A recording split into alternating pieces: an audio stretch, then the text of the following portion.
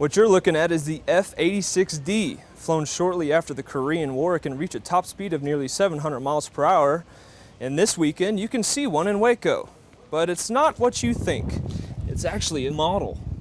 Luckily for Wacoans, they have Lake Waco, a man-made reservoir originally dammed up back in 1930. Not only does it provide recreational fishing year-round, but it is the main source for drinking water for tens of thousands of people.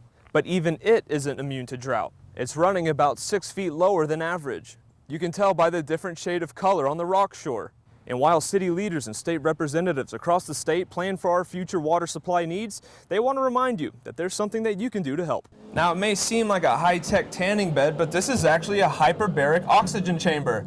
It helps a wide range of patients by giving them 100% pressurized oxygen. The therapy is becoming increasingly popular across the country and here in Central Texas.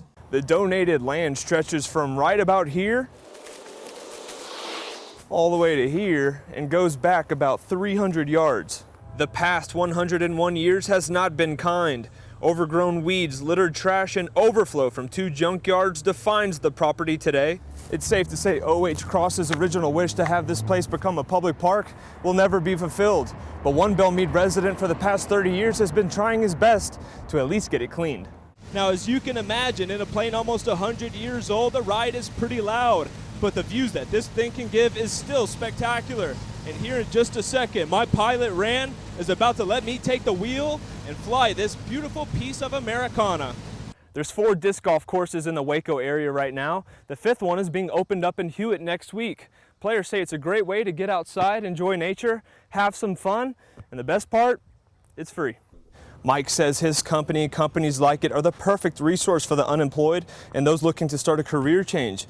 But he also says it's ideal for students who haven't yet quite entered their field or have just moved to the area. The majority of the grant money will go towards repavement of the runways. Much like a highway, problems pop up here and there, and they're taken care of. But every once in a while, a major overhaul is needed.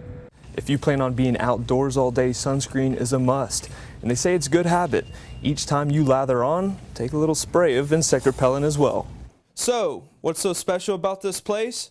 Well, we're actually relaxing in the middle of a treehouse. The decision has many West residents wondering, if this isn't a disaster, then what is? Behind me, you can see what's left of the playground's basketball court.